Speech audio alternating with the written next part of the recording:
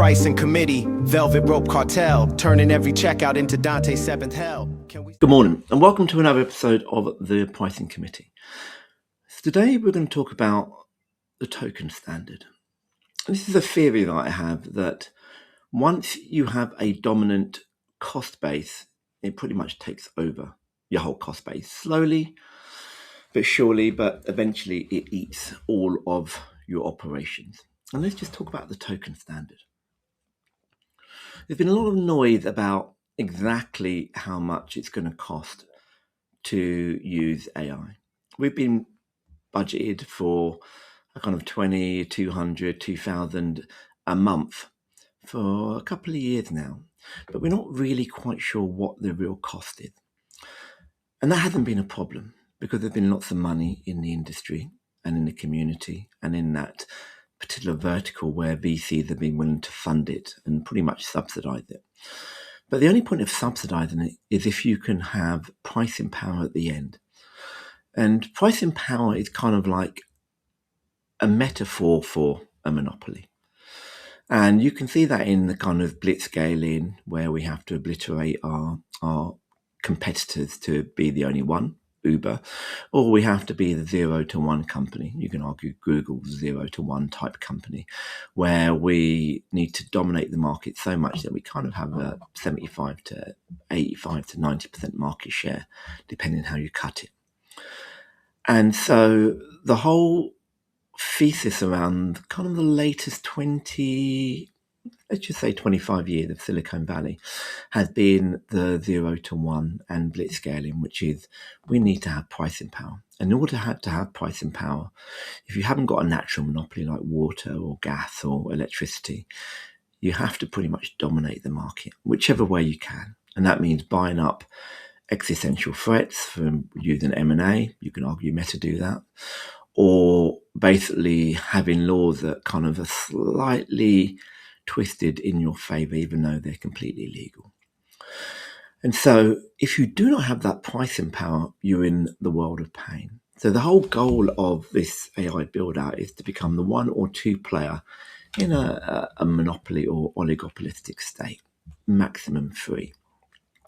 And you can see this with the cloud, where with the cloud, prices don't seem like they go up, but they do go up, and they go up in kind of elaborate ways and enterprise agreements and some leverage, some compute cost, and then the time lag between compute and how much you have to load. There's all sorts of shenanigans which are actually hard to explain.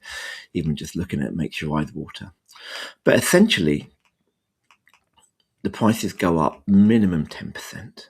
And this will be debated, but allegedly 10%, let's just say, so they get sued. Sometimes as much as 12 to 13%. And you can see this in the growth numbers of the cloud. Yes, of course, people are using more cloud, but you wouldn't see necessarily 15% year on year always unless something else was going on. And sometimes these cloud numbers come in sometimes up 25%, sometimes 30% year on year. And that would imply more than just price rises. That yes, the market's growing, but a large degree is also price rises. And so unless you're going to be in an oligopolistic part of an industry, you really have to work out how you're going to price. And because AI's had the legacy of SaaS, it hadn't really had to think about pricing. So it's what I call unconscious pricing or subconscious, unconscious pricing. It didn't need to really think about a model. It had a model which it could consciously say, I'm going to copy, which is SaaS, which actually did work for a while-ish. I'm going to explain why the ish comes in. It had a model which it could copy, and it proceeded to copy that, and that was per seat licensing. Then they realized, okay, people are spunking a little bit too much on their seats, or power users are insanely powerful and are using like pretty much sometimes 100x what the ordinary user was using, which you couldn't really get with a database. If you had a Salesforce and someone had, let's say, 2,000 client lists, yeah, it's rare that someone would have, just an ordinary person would have a 200,000 client list unless they were a big part of a big enterprise. So you didn't have that 100x usage. And even if you did, I suppose for Salesforce, the cost of 100x storage wasn't that much. And there was no insane compute. There were simple algos in terms of budgeting and forecasting with X times Y times Z. Really, really simple stuff you can do on a calculator. That's not the case for AI. So copying the seat model obviously was never going to work. But people like it. I like it. I'm still on seats now for GPT and Claude, and I'm spunking the life out of it. It's a really good model for me, for customers. So they started to move to a kind of two-tier system where the APIs were charged more, but you wouldn't know because you're either on API or you're on a normal seat. And then they moved to gating and fencing and doing all sorts of stuff that have got ing at the end of them. So anything with ing at the end of it in Python generally isn't too good. So what am I trying to say? I'm trying to say that we're moving on to the token standard because whether we like it or not, we're all going to be on an API of some sort once we start to breach. Almost like when you start to make too much money at Las Vegas, you're going to get the shit shut down. So we're all going to be on the tokens.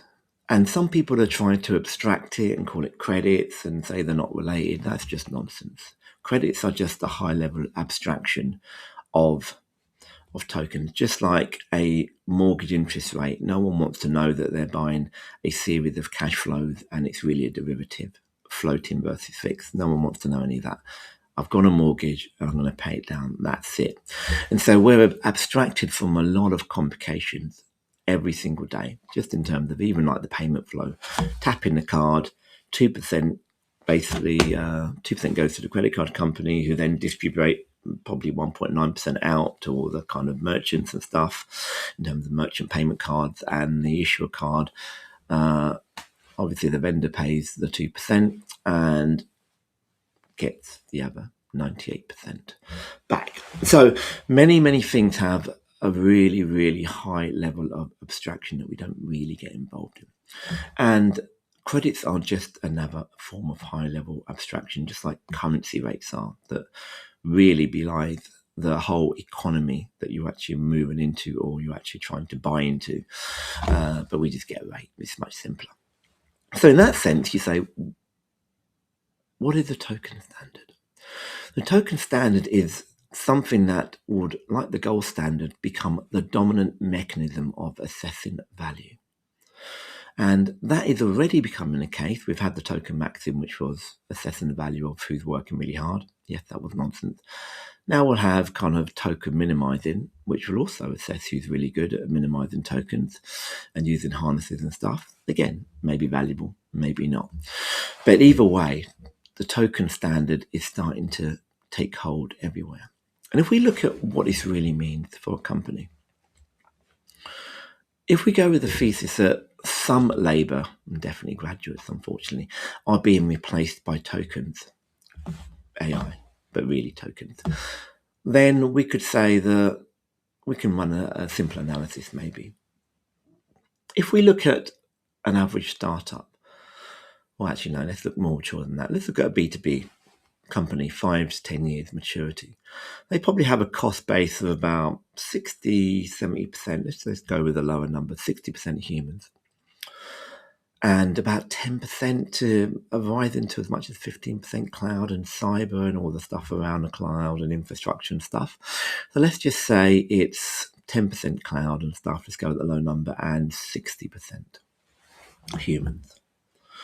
So in that sense, if AI is supposed to replace humans, what do we get?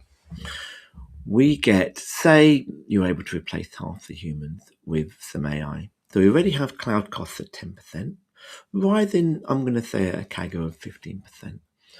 And we have tokens, which I think are going to go wilder than 15%, given that most of these companies are going to IPO, but say also rising at a CAGR of 15%.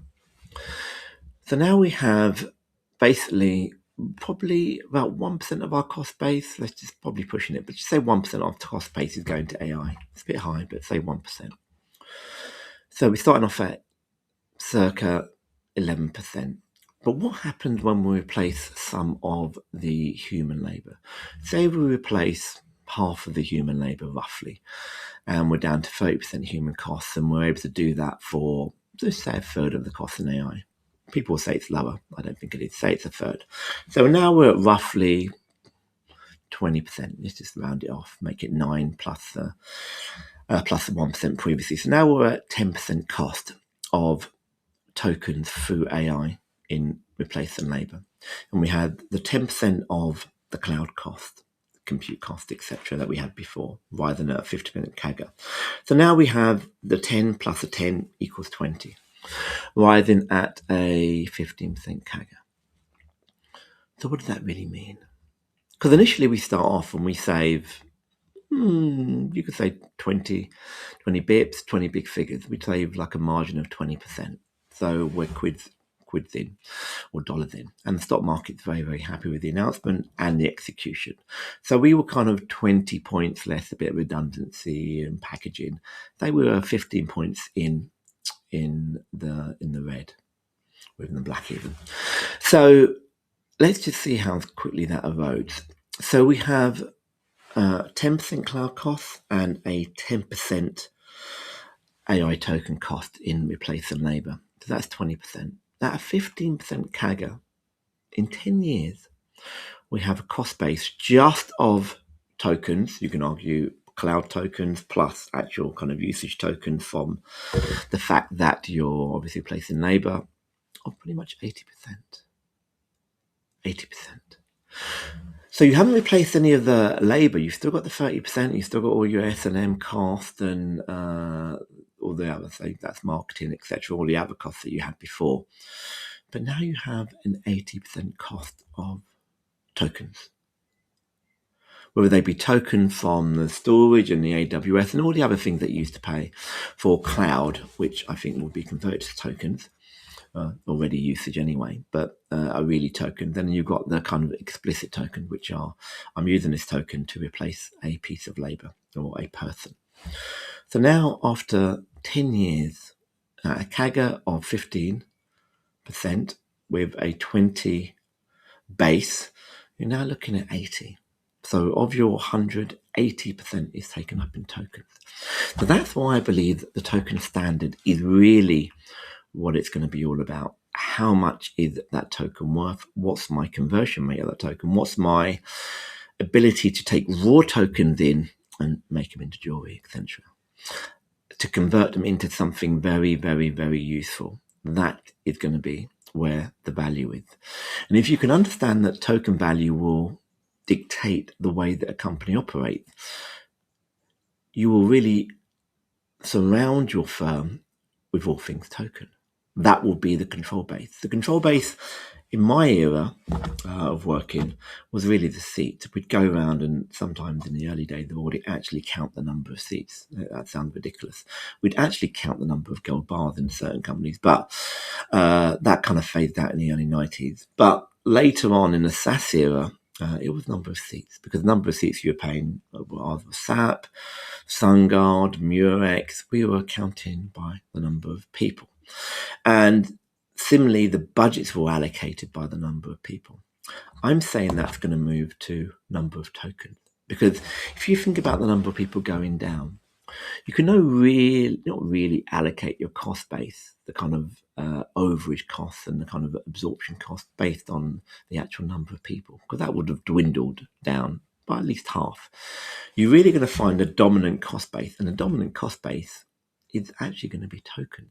And that's why the token standard, in my mind, will dictate the future of the firm. All elements of the firm need to be rotated around the token standard, managing the token, getting tokens in at the right price, the yield on tokens, who's using tokens, who's basically being rewarded with tokens. Maybe people getting tokens for redundancy in a dystopian world, which of course we live in.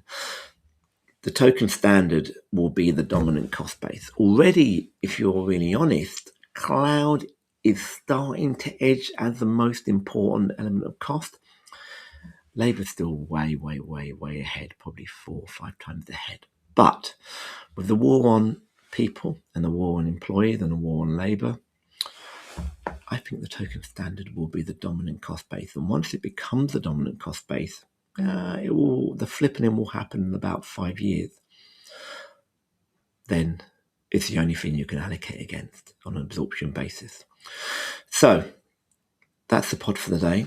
The token standard is the new standard. The token standard is the new gold standard.